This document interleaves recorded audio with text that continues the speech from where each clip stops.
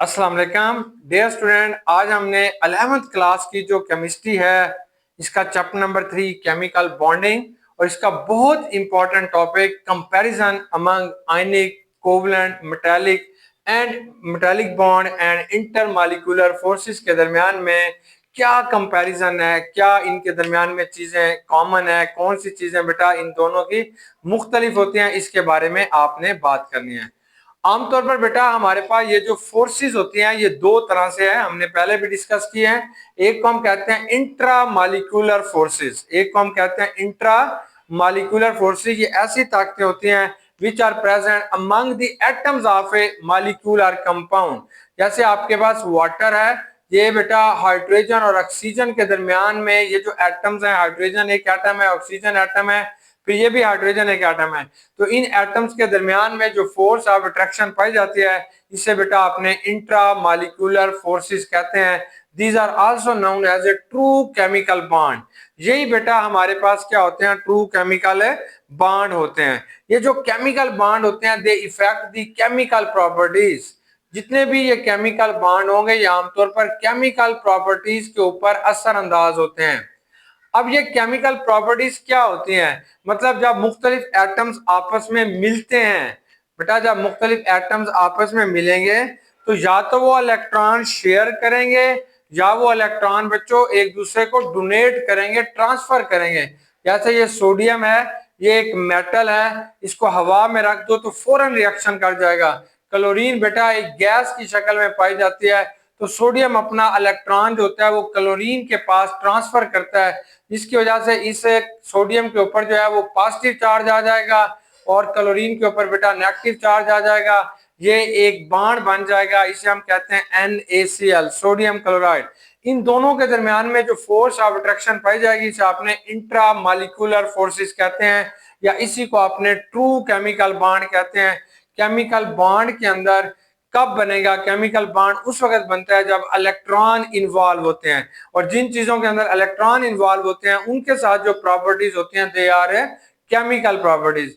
तो आमतौर पर इलेक्ट्रॉन के इन्वॉल्व होने से दो तरह के बॉन्ड बनते हैं, या तो बेटा आयनिक बॉन्ड बनता है, that is the transfer of electron, कि इलेक्ट्रॉन एक जगह से दूसरी जगह ट्रांसफर हो रहा होता है, या शेयरिंग ऑफ इलेक्ट्रॉन हो रही होती है कि एटम आपस में इलेक्ट्रॉन की शेयरिंग करते हैं और कोवलेंट बॉन्ड बना रहे होते हैं। तो अब हमने इनको बेटा कंपैरिजन करेंगे कौन ज्यादा ताकतवर है, कौन वीक है ऐसे। अब ये जो केमिकल बॉन्ड या इंट्रा मालिक्यूलर फोर्सेज जो है वो यहाँ पे तीन किस्म के हमारे पास होंगे। नंबर वन, या तो वो आयनिक बॉन्ड होगा, या कोवलेंट बॉन्ड होगा, या बेटा मेटालिक बॉन्ड होगा। अब इन सारों की स्ट्रेंथ का आपको कैसे पता चलेगा, और दूसरी जो चीज आपके पास आ जाती है बेटा उसे आप कहते हैं इंटरमॉलिक्यूलर फोर्सेस। इंटरमॉलिक्यूलर फोर्सेज होती हैं these are the forces which can brings the molecule together. जैसे ये पानी का जब एक मॉलिक्यूल बन जाता है तो ये इंटरमॉलिक्यूलर फोर्सेस दूसरे वाटर के मॉलिक्यूल को बेटा इसके करीब ले आती हैं या आपस में आके इनको जोड़ देती हैं, that is called intermolecular forces. They are denoted by dotted line. Intermolecular forces को आपने छोटे छोटे नुक्तों से जाहिर करते हैं, लेकिन ये जो इंट्रामॉलिक्यूलर फोर्सेस होते हैं they are denoted by a hard line, एक बड़ी लाइन से आपने जाहिर करती हैं, ये स्ट्रॉन्ग फोर्सेस होते हैं। अब इंटरमॉलिक्यूलर फोर्सेस जो होते हैं they are responsible for physical properties. ये सिर्फ फिजिकल प्रॉपर्टीज से इनका ताल्लुक होता है, मतलब मेल्टिंग पॉइंट क्या होगा, बॉइलिंग पॉइंट क्या होगा, या उसका हीट ऑफ फ्यूजन क्या होगी, वेपोराइजेशन क्या होगी, इन चीजों से बेटा इंटरमॉलिक्यूलर फोर्सेस का ताल्लुक है। अब इंट्रामॉलिक्यूलर फोर्सेस मतलब केमिकल बॉन्ड में और इंटरमॉलिक्यूलर फोर्सेस में क्या फर्क है, तो ये फर्क क्लियरली हमें बताएगी बॉन्ड एनर्जी। हम इनके बॉन्ड तोड़ेंगे और जिसकी एनर्जी ज्यादा होगी वो ताकतवर होगा, जिसकी एनर्जी बेटा कम होगी वो वीक होगा। अब इंटरमॉलिक्यूलर फोर्सेस में भी आपने तीन चीजों के बारे में पढ़ना है। एक हाइड्रोजन बॉन्ड को तोड़ के देखेंगे, परमानेंट डाइपोल डाइपोल फोर्सेस को तोड़ के देखेंगे, लंदन डिस्पर्शन फोर्सेस को तोड़ेंगे, और फिर अपना रिजल्ट देंगे कि कौन ताकतवर है कौन बेटा वीक है। तो इसका मतलब ये हुआ कि ये जो इंटरमॉलिक्यूलर फोर्सेस होती हैं और इंट्रामॉलिक्यूलर फोर्सेस होते हैं they depend upon on bond strength. ये बॉन्ड स्ट्रेंथ पे डिपेंड करती हैं, जिसकी बेटा बॉन्ड स्ट्रेंथ ज्यादा होगी। बॉन्ड स्ट्रेंथ क्या होगा कि बॉन्ड को तोड़ने के लिए जो एनर्जी चाहिए that is called bond strength. जिसका बॉन्ड स्ट्रेंथ ज्यादा होगा, जिसका बॉन्ड ज्यादा ताकतवर होगा, ज्यादा स्ट्रॉन्ग बॉन्ड बना होगा, उसके लिए बॉन्ड एनर्जी भी आपको ज्यादा चाहिए। तो इस तरीके से बेटा bond strength is directly proportional to the bond energy. Bond energy के डायरेक्टली प्रोपोर्शनल होगी और यहां से हमें पता चलेगा कि कौन ज्यादा ताकतवर है। चले सबसे पहले हम बात करते हैं आयनिक बॉन्ड को। आयनिक बॉन्ड को हम तोड़ के देखते हैं और फिर हम देखते हैं कि यहाँ से क्या चीज, कितनी हीट हमें देनी पड़ेगी। बेटा ये जो आपके पास हीट या ये जो एनर्जी हम इसे देते हैं वो हमेशा मोल के अंदर, आपने हमेशा 1 मोल लेना है और जो आपने इसको हीट देनी है वो किलो जूल देंगे। तो आप देखेंगे 1 मोल के लिए कितनी किलो जूल आपको हीट देनी पड़ेगी। तो ये जो आयनिक बॉन्ड है, तो सबसे पहले हम इसे तोड़ते हैं। फॉर एग्जांपल ये जो बॉन्ड आपके पास दिया जा रहा है ये सोडियम क्लोराइड है। हमने सोडियम और क्लोराइड को बेटा अलग करते हैं ताकि आप इसे सोडियम आयन में और क्लोराइड आयन में कन्वर्ट कर सकें। इसको, ये जो सिर्फ आयनिक कंपाउंड जो है, इसको जब आप तोड़ते हैं, इन आयंस को अलग करते हैं, तो इसे आप बॉन्ड एनर्जी नहीं कहते बल्कि बेटा आप इसे लैटिस एनर्जी कहते हैं। क्योंकि ये जो सोडियम क्लोराइड होता है ये आमतौर पर लैटिस की शक्ल में पाया जाता है, इसलिए हम कहते हैं कि हम इसके लैटिस को तोड़ रहे हैं। इसको तोड़ने के लिए जो आपको एनर्जी दरकार है दैट इज कॉल्ड लैटिस है एनर्जी। अब इस केस के अंदर बेटा जो आपके पास एनर्जी दरकार होगी वो 760 किलो जूल पर मोल होगी। मतलब अगर आप सोडियम क्लोराइड को तोड़ते हैं सोडियम आयन में और क्लोराइड आयन में, तो आपको जो एनर्जी देने पड़ेगी वो 760 किलो जूल पर मोल होगी। फिर जाके सोडियम क्लोराइड का एक बॉन्ड जो होगा वो ब्रेकअप होगा, ये टूट जाएगा। तो ये एक आयनिक बॉन्ड है। अब तमाम आयनिक बॉन्ड के लिए सिर्फ इतनी एनर्जी नहीं है, आपके पास जितना ज्यादा उसके अंदर आयनिक करैक्टर होगा वो उतना ज्यादा उसको एनर्जी आपको बेटा देनी पड़ेगी। तो ये एक जो है इसने समराइज किया हुआ है, एक आपके पास जो है इसका जो है मिडिल किस्म की एनर्जी जो है वो कैलकुलेट की गई है, एवरेज किस्म की एनर्जी कैलकुलेट की गई है, फिर हमें बताया जा रहा है। अब दूसरी जो बात आती है वो बेटा कोवलेंट बॉन्ड है। कोवलेंट बॉन्ड को जब आप तोड़ते हैं तो इसके लिए जो एनर्जी दरकार होती है that is called bond energy. आप इसको बच्चों बॉन्ड एनर्जी कहते हैं क्योंकि यहाँ पे किसी भी मॉलिक्यूल को आपने ब्रेकअप करेंगे और उसके लिए जो एनर्जी दरकार होगी that is called bond energy. अगर आयनिक कंपाउंड को तोड़ते हैं तो उसको बेटा आप लैटिस एनर्जी कहते हैं, वैसे आप इसे कॉमनली बॉन्ड एनर्जी भी कह सकते हैं। अब कोवलेंट बॉन्ड को तोड़ते हैं तो कितनी एनर्जी देनी पड़ेगी, तो यहाँ पे बच्चों आपने जो एग्जांपल लेनी है वो हमारे पास ना वाटर की एग्जांपल है, पानी की आपने एग्जांपल लेनी है। देखिए ये आपके पास ना एक वाटर का मॉलिक्यूल है, यहाँ पे हमारे पास क्या है, हाइड्रोजन और ऑक्सीजन के दरमियान में एक बॉन्ड है। एक बॉन्ड ये है, एक बॉन्ड ये है। चाहे आप इस बॉन्ड को ब्रेकअप करें, चाहे बेटा आप इस बॉन्ड को ब्रेकअप करें, तो यहाँ पे हम क्या कर रहे हैं, हमने OH बॉन्ड को यहाँ से ब्रेकअप किया, हाइड्रोजन को और OH बॉन्ड को हमने तोड़ दिया। जब बेटा आप इसे तोड़ते हैं तो आपको कितनी एनर्जी देनी पड़ेगी वो हम देखते हैं। तो इस केस के अंदर जो आपके पास बॉन्ड एनर्जी आ रही होती है दैट इज इक्वल टू 400। तो ये जो बॉन्ड एनर्जी होगी बेटा 464 किलो जूल पर मोल है, 464 किलो जूल पर मोल है। फिर जाके ये जो है कोवलेंट बॉन्ड टूटेगा, मतलब पानी का ये बॉन्ड तोड़ते हैं तो इसकी जो एवरेज एनर्जी आपको देनी पड़ रही है वो 464 किलो जूल पर मोल एनर्जी है। फिर ये बॉन्ड जाके टूट जाता है। तीसरा बॉन्ड जो है बेटा उसे आपने मेटालिक बॉन्ड कहते हैं, उसको इसने लास्ट में डिस्कस किया तो हम भी लास्ट में डिस्कस करते हैं। अब नेक्स्ट हमारे पास आ जाते हैं इंटरमॉलिक्यूलर फोर्सेस। इंटरमॉलिक्यूलर फोर्सेस पे बेटा यहाँ पे 3 आपने एग्जांपल्स लिए हैं ताकि उनकी बॉन्ड एनर्जी को आपने डिस्कस कर सकें। सबसे पहले जो बात आती है बेटा इसको हम कहते हैं हाइड्रोजन बॉन्डिंग। तो हाइड्रोजन बॉन्डिंग को तोड़ने के लिए आपको कितनी एनर्जी देनी पड़ेगी, तो देखिए ये भी आपने वाटर की एक एग्जांपल लेते हैं। तो ये पानी का एक मॉलिक्यूल है, पानी का एक मॉलिक्यूल दूसरे मॉलिक्यूल के साथ बेटा हाइड्रोजन बॉन्डिंग से जुड़ा हुआ है। ये जो डॉटेड लाइन आप दिखा रहे हैं ये हाइड्रोजन बॉन्डिंग है। फिर ये वाला मॉलिक्यूल जो होगा वो नेक्स्ट मॉलिक्यूल के साथ जुड़ा हुआ है, ये वाला बेटा नेक्स्ट मॉलिक्यूल के साथ जुड़ा हुआ है। अब इनके दरमियान में ये जो फोर्सेस हैं that is called intermolecular forces. अब इस फोर्सेस को तोड़ने के लिए ये तो पक्की बात है कि ये फोर्सेस वीक फोर्सेस हैं क्योंकि जैसे ये पॉइंटर है, जब ये वाला हिस्सा बना हुआ है तो बेटा ये एक कंपनी ने बनाया, इसमें एक पूरा प्रोसेस हुआ है फिर जाके बना है। इसको तोड़ना थोड़ा सा मुश्किल है। अगर मैं इनको जोड़ दूं, यानी इधर से इसको कैप के साथ जोड़ देता हूं, तो ये हाइड्रोजन बॉन्डिंग है जो मॉलिक्यूल को आपस में जोड़ती है। तो अब आपने इसको जब तोड़ते हैं तो आपको बेटा 20 से लेके 50 किलो जूल पर मोल एनर्जी देनी पड़ेगी। मतलब अगर 1 मोल आपके पास पानी है, मतलब 1 मोल पानी 18 ग्राम के बराबर होता है। अगर 18 ग्राम आपके पास पानी है तो पानी के मॉलिक्यूल्स को एक दूसरे से जुदा करने के लिए बच्चों आपको 20 से लेके 50 किलो जूल पर मोल एनर्जी देनी पड़ेगी, फिर ये बॉन्ड टूट जाएगा। तो ये हाइड्रोजन बॉन्डिंग है। अब नेक्स्ट आपने बताना है परमानेंट डाइपोल डाइपोल फोर्सेस। तो यहाँ पे आपने डाइपोल डाइपोल फोर्सेस वाली एग्जांपल को ही डिस्कस करना है। यहाँ पे आप जिस मॉलिक्यूल को ले रहे हैं, फॉर एग्जांपल वो HCl है, तो ये हाइड्रोजन के ऊपर पॉजिटिव चार्ज है, क्लोरीन के ऊपर बेटा नेगेटिव चार्ज है। अब ये एक मॉलिक्यूल है जो कि डाइपोल है, ये दूसरा मॉलिक्यूल बेटा इसके साथ जुड़ा हुआ है, ये भी डाइपोल है। अब ये एक तीसरा मॉलिक्यूल इनके साथ जुड़ा हुआ है। तो ये जो डॉटेड लाइन आपको नजर आ रही है, that is called permanent dipole dipole forces, या इसको आप कहते हैं परमानेंट, यानी पी लिख के छोटा नीचे डी लिख देते हैं, परमानेंट डाइपोल। तो ये परमानेंट डाइपोल डाइपोल फोर्सेस हैं।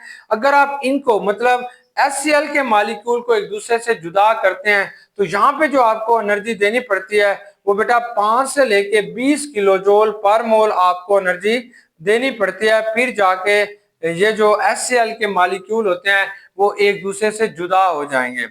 अब तीसरी जो इसने आपको एग्जांपल दिया है वो है London dispersion forces. London dispersion forces आमतौर पर किसके अंदर पाई जाती है? ये बेटा नॉन पोलर मॉलिक्यूल्स के अंदर पाई जाती हैं। पोलर के अंदर भी पाई जाते हैं लेकिन नॉन पोलर मॉलिक्यूल्स के अंदर ये ज्यादा प्रोमिनेंट है। अब नॉन पोलर मॉलिक्यूल्स कौन से होंगे? फॉर एग्जांपल आपने हाइड्रोकार्बन देख लें, ये मीथेन का एक मॉलिक्यूल है, ये मीथेन के दूसरे मॉलिक्यूल के साथ जुड़ा हुआ है, ये मीथेन के बेटा तीसरे मॉलिक्यूल के साथ जुड़ा हुआ है, इनके दरमियान में है। या हीलियम, हीलियम के दरमियान में ये हीलियम का एक मॉलिक्यूल है, दूसरे के साथ जुड़ा हुआ है, फिर ये तीसरे के साथ जुड़ा हुआ है, ये लंदन डिस्पर्शन फोर्सेस हैं। या बेटा ये नाइट्रोजन, नाइट्रोजन के दरमियान में है, या ऑक्सीजन, ऑक्सीजन के दरमियान में है। इस फोर्सेस को आप कहते हैं लंदन डिस्पर्शन फोर्सेस, या सिंपली आप इसे कहते हैं LDFS, लंदन डिस्पर्शन फोर्सेस। अब इनमें से आप इनको तोड़ते हैं तो फिर आपको एनर्जी कितनी देनी पड़ेगी? इन फोर्सेस को, मतलब हीलियम के जो मॉलिक्यूल्स हैं, इनको जब एक दूसरे से आप जुदा करते हैं तो आपको कितनी एनर्जी देनी पड़ेगी?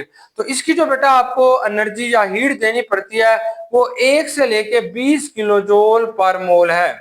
1 से लेके बेटा 20 किलो जूल पर मोल आप इसको एनर्जी देंगे, तब ये हमारे पास क्या होगा, ये वाला जो मॉलिक्यूल होगा वो बेटा यहाँ से टूट जाएगा। यानी आपने हीलियम, हीलियम के मॉलिक्यूल को बेटा एक दूसरे से जुदा कर लेंगे, या बेटा आपने हाइड्रोजन, हाइड्रोजन के मॉलिक्यूल को एक दूसरे से जुदा कर सकते हैं, या बच्चे हमने जो है वो नियान, नियान के, हीलियम, हीलियम के किसी भी मॉलिक्यूल को एक दूसरे से आसानी के साथ जुदा कर सकते हैं। अब अपने फाइनल रिजल्ट्स की तरफ जाने से पहले आप थोड़ा मेटालिक बॉन्ड को भी देख लें। तो मेटालिक बॉन्ड के बारे में हमारी बुक वाले ने लास्ट में लिखा है, लेकिन हम इसे थोड़ा पहले पढ़ लें फिर हमारा रिजल्ट सही आ जाएगा। अब क्वेश्चन आता है कि व्हाट इज मेटालिक बॉन्ड, के मेटालिक बॉन्ड क्या होता है? तो मेटालिक बॉन्ड जो होता है बेटा, it is also type of covalent bond. ये जो मेटालिक बॉन्ड होगा ये भी आपके पास एक कोवलेंट बॉन्ड की किस्म होती है। मतलब जो कोवलेंट बॉन्ड है वैसा ही बच्चों एक मेटालिक बॉन्ड जो होगा, that is also resemblance to covalent bond. तो मेटालिक बॉन्ड को हम कहते हैं कि ये कोवलेंट बॉन्ड की तरह होता है। जैसे आपके पास कोवलेंट बॉन्ड है वैसे ही आपके पास क्या होगा, मेटालिक बॉन्ड है। तो दोनों में फर्क क्या होता है, दोनों के अंदर है क्या फर्क होगा? तो सबसे पहले हम देखते हैं कि मेटालिक बॉन्ड बनता कैसे है, फिर हम फर्क बताते हैं। तो फॉर एग्जांपल बेटा ये आपके पास आयरन है, लोहा है, सोना है, चांदी है, कुछ भी है। मेटल्स के बारे में कहा जाता है कि मेटल्स के जो लास्ट इलेक्ट्रॉन होते हैं, फॉर एग्जांपल ये आयरन है तो इसका बेटा जो लास्ट शेल होगा इसके अंदर मौजूद जो इलेक्ट्रॉन होते हैं ये वैलेंस इलेक्ट्रॉन होते हैं। तो ये वैलेंस इलेक्ट्रॉन इस मेटल से बाहर आ जाते हैं, यहाँ पे मौजूद इलेक्ट्रॉन क्या होंगे, बाहर आ जाएंगे, जैसे बाहर आवारागर्दी कर रहे हैं। तो इस तरीके से इस मेटल के ऊपर पॉजिटिव चार्ज आ जाएगा, जितने इलेक्ट्रॉन इसके निकल के बाहर आ जाएंगे वो उतना उसके ऊपर क्या चार्ज आ जाएगा, पॉजिटिव चार्ज आएगा। मतलब आयरन के 3 इलेक्ट्रॉन निकल गए हैं तो इसके ऊपर पॉजिटिव 3 चार्ज आ गया है। अब हमारे पास एक और आयरन मौजूद है, इसके भी बेटा 3 इलेक्ट्रॉन यहां से निकल गए हैं, तो इसके ऊपर भी पॉजिटिव चार्ज आ गया है। अब ये जो इलेक्ट्रॉन होते हैं ये अपने पॉजिटिव आयन के साथ हमेशा जुड़े रहते हैं, ये वहां से कहीं जाते नहीं है, यानी चलते फिरते रहते हैं लेकिन जुड़े रहते हैं। कैसे? कैसे ये इलेक्ट्रॉन जो होते हैं वो कभी अपने इस आयन के साथ जुड़ जाते हैं, कभी बेटा इस हमसाये वाले आयन के साथ जुड़ जाते हैं, कभी ये वाले आयन इलेक्ट्रॉन आके इस आयन के साथ जुड़ जाते हैं, ये इलेक्ट्रॉन आके इस आयन के साथ जुड़े रहते हैं। मतलब एक खास सर्कल के अंदर ये इलेक्ट्रॉन फ्री होते हैं, आजाद होते हैं, हरकत करते रहते हैं, कभी अपने ही आयंस के साथ जुड़ जाएंगे, कभी अपने साथ वाले आयंस के साथ अटैच हो जाते हैं, कभी उससे आगे, ऐसे ये चलते फिरते रहते हैं। इस किस्म की जो प्रॉपर्टीज किसी चीज के अंदर पाई जाती है तो इसको हम कहते हैं डीलोकलाइजेशन ऑफ इलेक्ट्रॉन। डीलोकलाइजेशन का मतलब है हरकत करते रहना, हरकत करते रहना। तो ये जो मेटालिक बॉन्ड होता है इसके अंदर इलेक्ट्रॉन जो होते हैं वो डीलोकलाइज्ड होते हैं। डीलोकलाइज का मतलब होता है एक जगह से दूसरी जगह चलते फिरते रहना, इसे डीलोकलाइज कहते हैं। अब आम कोवलेंट बॉन्ड क्या होगा? तो बेटा आम कोवलेंट बॉन्ड के अंदर ये जो इलेक्ट्रॉन होते हैं वो लोकलाइज्ड होते हैं।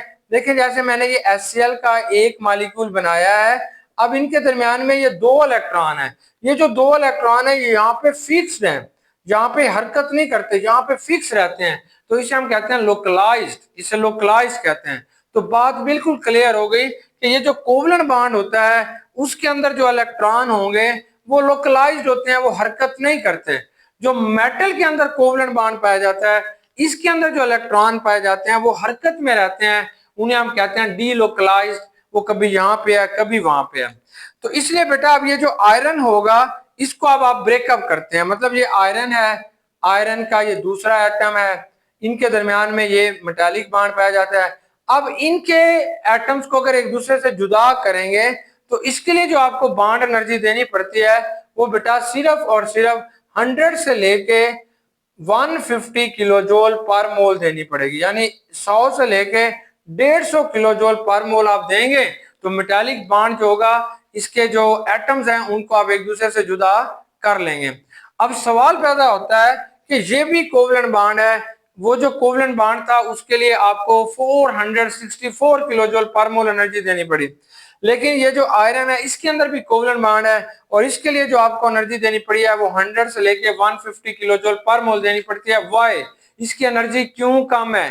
बेटा इसकी रीजन ये है कि यहाँ पे ये जो इलेक्ट्रॉन होते हैं ये डीलोकलाइज्ड हैं, हरकत में रहते हैं, कभी किधर कभी किधर, इसलिए इसको तोड़ना थोड़ा आसान होता है। जबकि ये कोवलेंट बॉन्ड है इसके अंदर इलेक्ट्रॉन जो होते हैं वो लोकलाइज्ड होते हैं, इसको तोड़ना थोड़ा मुश्किल हो जाएगा। अब बेटा हमारी सारी बातों के बाद हमारा जो रिजल्ट आता है अब हम उसे लिख लेते हैं। अगर बेटा हमारे पास कोई आयनिक बॉन्ड होगा, कोई भी आयनिक बॉन्ड अगर हमारे पास है तो उसको तोड़ने के लिए जो हमें एनर्जी देनी पड़ती है वो 760 किलो जूल पर मोल आप एनर्जी देंगे, फिर आयनिक बॉन्ड टूटेगा। अगर आपके पास कोवलेंट बॉन्ड है, कोवलेंट बॉन्ड अगर बेटा मौजूद है, इसको तोड़ने के लिए हमें 464 किलो जूल पर मोल एनर्जी देनी पड़ेगी, फिर वो टूट जाएगा। अगर हमारे पास मेटालिक बॉन्ड है, कोई मेटल का बना हुआ बॉन्ड है, मेटालिक बॉन्ड है, तो उसके लिए बेटा आपको 100 से लेके 150 किलो जूल पर मोल देंगे तो वो बॉन्ड टूट जाएगा। अब हमारे पास ना इंटरमॉलिक्यूलर फोर्सेस की बात आती है। अगर बेटा हाइड्रोजन बॉन्डिंग होगी, H बॉन्डिंग होगी, तो उसके लिए जो आपको एनर्जी देनी पड़ती है वो 20 से लेके 50 किलो जूल पर मोल होगी, फिर वो बॉन्ड टूटेगा। अगर आपके पास परमानेंट डाइपोल फोर्सेज हैं, DPDP, P for permanent, D for dipole, permanent dipole forces हैं, तो फिर बेटा आप 5 से लेके 20 किलो जूल पर मोल एनर्जी उसे देंगे, फिर वो वाला बॉन्ड जो होगा वो टूट जाता है। अगर किसी चीज के अंदर लंडन डिस्पर्शन फोर्सेज हैं, लंडन डिस्पर्शन फोर्सेस पाई जा रही हैं, मतलब हीलियम के अंदर है, तो इसके लिए जो आपको एनर्जी देनी पड़ेगी मुख्तलिफ मॉलिक्यूल्स के लिए 1 से लेके 20 किलो जूल पर मोल आप देंगे, फिर ये फोर्सेस क्या होंगे बेटा? टूट जाएंगे। अब रिजल्ट में क्या आ रहा है? तो हम कहेंगे सबसे ज्यादा स्ट्रांग बॉन्ड जो होता है वो बेटा आयनिक बॉन्ड होगा, क्योंकि इसकी लेटेस्ट एनर्जी सबसे ज्यादा है। ये आयनिक बॉन्ड की जो बॉन्ड स्ट्रेंथ है वो सबसे ज्यादा है। इसके बाद जिसकी बॉन्ड स्ट्रेंथ ज्यादा है वो कोवलेंट बॉन्ड है। इसके बाद बेटा जिसकी बॉन्ड स्ट्रेंथ ज्यादा है वो हमारे पास मेटेलिक बॉन्ड है, मेटेलिक बॉन्ड आ जाएगा, उसकी बॉन्ड स्ट्रेंथ आ जाएगी। इसके बाद बच्चों हमारे पास ना इंटरमॉलिक्यूलर फोर्सेस शुरू हो जाएंगे। इसके बाद ये हाइड्रोजन बॉन्डिंग आ जाएगी, उसकी स्ट्रेंथ तमाम फोर्सेस में, अपनी फोर्सेस में ज्यादा है। इसके बाद परमानेंट डाइपोल फोर्सेस की स्ट्रेंथ ज्यादा है। और सबसे कम जो है स्ट्रेंथ वो बेटा लंदन डिस्पर्शन फोर्सेस की होंगी, LDFS। लंदन डिस्पर्शन फोर्सेस की जो बॉन्ड स्ट्रेंथ होती है वो सबसे कम होती है। तो ये आपके पास शॉर्ट क्वेश्चन आएगा, किसी के साथ भी दे सकता है कि comparison of covalent bond and metallic bond या intermolecular forces and intramolecular forces, कोई भी बेटा ये आपको क्वेश्चन है दे सकता है। लेकिन यहाँ पे हमने पूरी डिटेल के साथ इसे पढ़ लिया है। बेस्ट विशेष, गुड लक बच्चों, अल्लाह हाफिज।